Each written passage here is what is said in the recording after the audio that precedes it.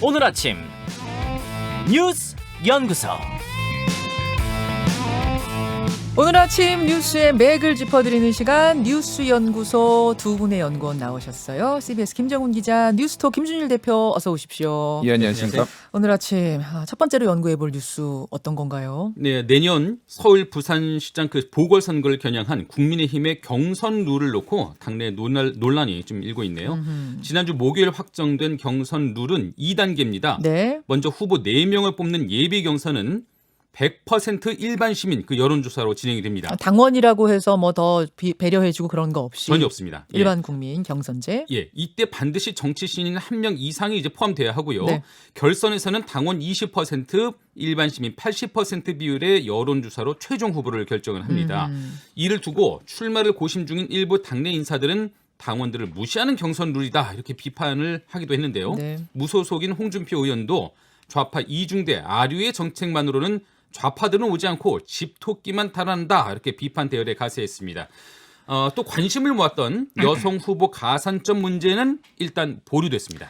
여성 후보에게 가산점을 줄 것인가 말 것인가, 이거는 논란이 커서 보류된 건가요? 뭐 지금 결정할 수가 없는 상황인 거죠. 그러니까 논란이 커서인 예, 것이고, 그러니까 왜 논란이 크냐면은 이게 뭐 총선, 지방선거 뭐 이렇다라고 하면은 뭐 자리도 많고, 그러니까 이게 뭐 가산점을 주더라도 뭐 후보도 많고 그런데 내년에 이 보궐선거는 딱 사실상 두 개밖에 없어요. 서울, 부산. 서울, 부산. 예. 여기에 나오시는 뭐 이제 거론되는 후보들이 다 뭐 중진급 굉장히 이제 뭐 소위 말해서 정치 좀 오래 하셨던 분들인데 예.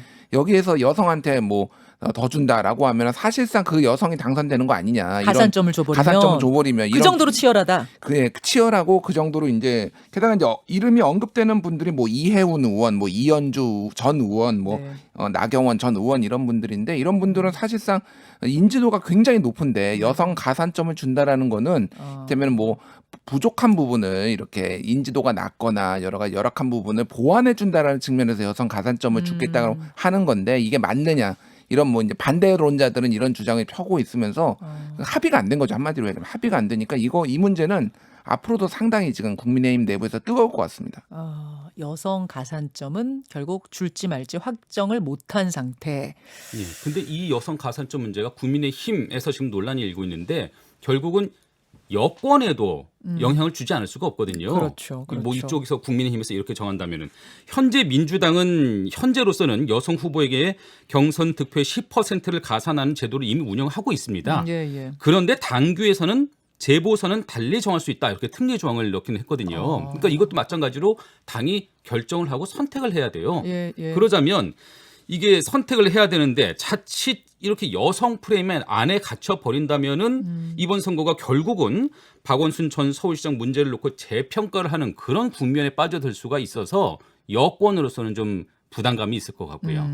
근데 실제로 국민들은 여성 시장이 나와야 된다고 생각하냐는 질문에 대해서 저희 여론조사 지난주에 돌렸잖아요. 네. 49대 48로 팽팽했어요. 네. 꼭 여성이어서 더 뽑겠다 이런 건 아닌 것 같습니다만 어쨌든 경선에서는 지금 굉장히 민감한 부분이긴 하네요. 근데 이제 국민의힘 지지층에서는 특히 공감한다가 44.3, 비공감이 52.2였습니다. 국민의힘은 더 이제 여성 후보에 대해서 좀 더 부정적인 이유가 한마디로 쉽게 얘기하면은 사고는 민주당 지자체장이 쳤는데 우리가 그 프레임에 여성 후보를 못 뽑는 젠더 감수성 이런 걸 우리가 꼭 할 필요가 있느냐. 그냥 능력 있는 후보 뽑으면 되는 거 아니냐. 이런 기류가 좀 더 강하다라는 거고 민주당은 오히려 여성 후보에 대한 공감이 좀 더 높아요. 공감 55, 비공감 43. 여성 후보를 내자는 쪽에. 내자는 쪽. 이거는 그러니까 한마디로 얘기하면은 이제 좀 문제가 있었으니까 우리가 도덕성 있는 후보 이를테면 뭐 젠더 감성 있는 후보를 내서 그런 부분을 좀 희석시키자라는 여론이 좀 더 있다라고 봐야 되는 거죠. 어쨌든 이쪽이나 저쪽이나 굉장히 민감한 문제네요. 그렇죠. 국민의힘 경선룰 정했는데 여성 가산점 줄 거냐 말 거냐만 못 정한 상태라는 거 첫 번째 뉴스였습니다. 두 번째요. 네, 김해 신공항 건설 계획이 백지화 수순을 밟는 것 같습니다. 영남권에 그 신공항을 건설하기로 한 뒤 입지를 고민해오다 지난 2016년이었죠. 정부는 김해 공항을 확장한 김해 신공항 건설 계획을 발표했습니다. 네. 다른 곳의 공항을 새로 짓는 것보다 이게 더 경제성이 낮다 이런 분석 때문이었는데요. 이후에도 김해 신공항 반대 여론은 근데 잦아들진 않았어요. 네. 그래서 지난해 국무총리실 검증위원회가 그 적정성을 다시 판단하고 그러면 이제 국토교통부 부울경 단체장들이 이를 따르기로 했는데 위원회가 내일 기존 계획을 백지화하는 검증 결과를 발표할 것이다 이렇게 알려지고 있습니다. 네. 이를 대신해서 가덕도 신공항 건설 계획에 지금 무게가 실리고 있고요. 그러니까 기존 걸 늘리는 대신 가덕도에 새로 짓는 쪽으로 지금 방향이 가고 있다. 근데 김준일 기자, 이게 네. 굉장히 심한 논란 끝에 2016년에 결론이 난 건데 이거를 뒤집는다는 거잖아요. 어떻게 된 거예요? 일단 경제성에서 가덕도 같은 경우에는 거기를 매립을 해야 됩니다. 그래서 10조 원이 추가로 든다. 당시 그래서 이제 최고 전문가 중에 하나인 파리공항공단 엔지니어링 소속 전문가들이 이제 검토를 해가지고 이거 김해가 더 경제성이 낮다라고 한 거거든요. 이거를 지금 뒤집는다라고 하면은 상당히 논란이 될 수밖에 없고 이게 결국은 총선을 앞두고 부산시 어떤 민심을 잡기 위해서 여당이나 정부가 하는 것 아니냐 이렇게 이제 비춰질 수가 있는 건데.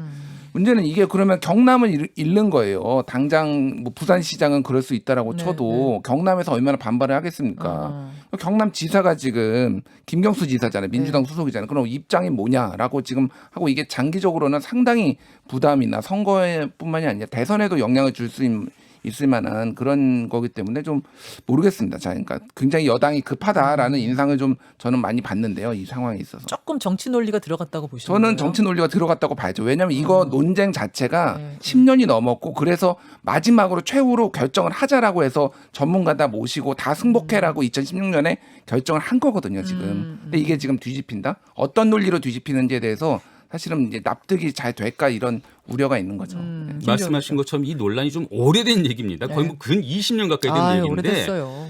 이게 처음에는 2009년도에 당시에 35곳의 후보지가 있었거든요. 예. 그 2009년도 35곳의 후보지 중에 경남 밀양하고 부산 가덕도가 최종 후보지로 선정된 적이 있었어요. 네, 그런데 2011년 그 타당성 조사에서 두 곳 모두 낙제가 됐습니다. 그리고 아까 말씀드린 것처럼 2016년도에 김해 신공항 건설 계획을 갖추기로 했는데 그때도 가덕도는 아니었거든요. 가장 꼴찌를 받았었거든요. 근데 이제 다시 가덕도를 들고 나온 건데 여당으로서 지금 급한 국면인 게 사실이에요. 지금 이낙연 대표는 지난 4일 부산을 찾아서 이 희망 고문을 빨리 끝내도록 최선을 다하겠다 이렇게 말을 했었고 아마 많은 분들 기억하실 텐데 김태년 그 민주당 원내대표가 국회에서 그 국토교통부 2차관을 상대로 빨리 들어오라고 해 하고서 욕설까지 한 그 사건이 있었거든요. 얼마 전에 이 문제도 사실 가덕도를 좀 추진하기 위한 그런 배경이 있었던 겁니다.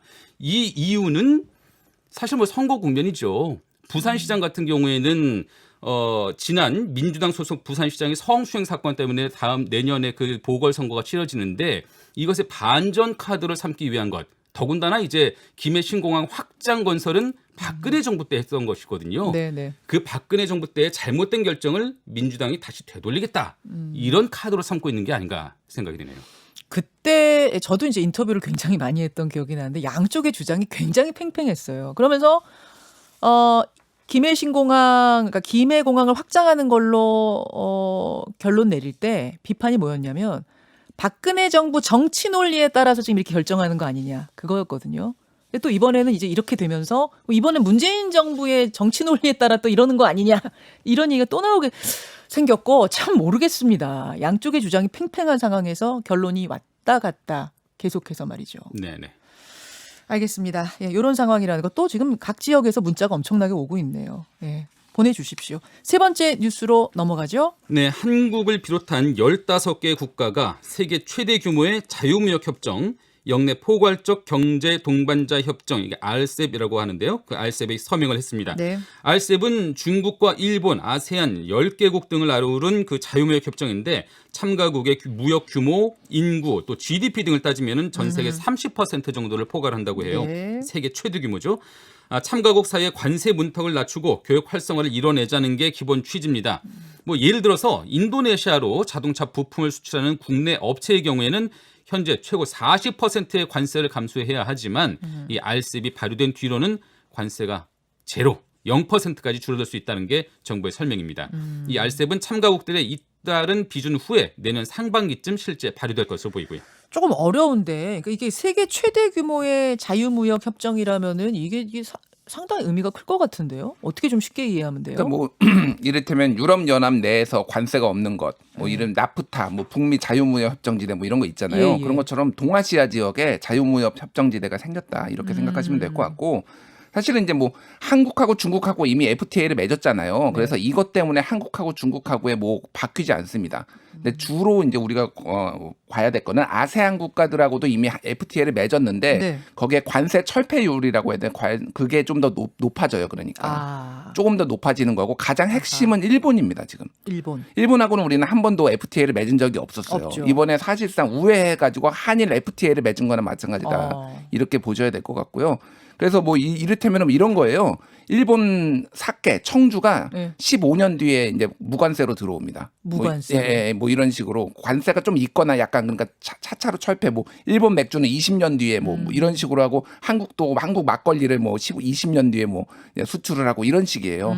그래서 이제 일본하고 FTA를 맺었다라는 게 가장 큰 의미가 있다라고 이제 보시면 될 것 같고 어쨌든 신남방 정책 문재인 정부의 왜냐면 아세안 쪽에 관세율이 좀 더 낮아지면서 더 많은 수출을 할 수 있다. 이 두 가지를 좀 효과로 봐야 될 것 같습니다. 네, 그래서 그 효과로 따지면은 그 대외경제정책연구원이 RCEP에 따른 효과를 분석해 본 적이 있었는데 이 RCEP 최종 발효가 되면 한국 경제는 0.41%에서 0.62%의 그 성장 효과가 있을 것이다 이렇게 전망을 내놓기도 했습니다.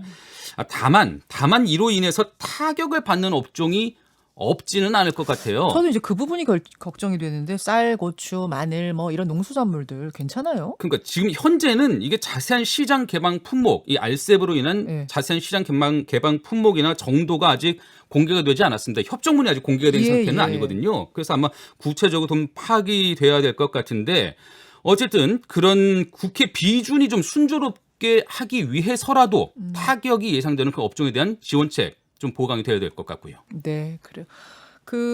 뭐 일본 지금 얘기하셨는데 주말 사이에 한일 의원연맹 의원들이 일본 가서 스가 총리 만나고 오지 않았습니까? 박지원 국정원장이 만난 지 한 사흘 만이죠? 사나흘 만에 또 우리 의원들이 스가 총리 만나고 와서 뭔가 움직임이 있는 거 아닌가 저는 그 생각이 들어서요. 대표로 다녀온 김진표 의원. 의원연맹 회장이에요. 김진표 의원을 오늘 2부에 인터뷰하겠습니다. 직접 그것도 확인하시죠. 두 분 고생하셨습니다. 감사합니다. 뉴스연구소였습니다. 김현정의 뉴스쇼는 청취자 여러분의 참여로 이루어집니다. 트위터, 페이스북, 레인보우 게시판, 그리고 단문 50원, 장문 100원의 유료 문자 샵 1212, 우물정 1212 통해 참여하실 수 있습니다. 김현정의 뉴스쇼, 여러분과 함께 만듭니다.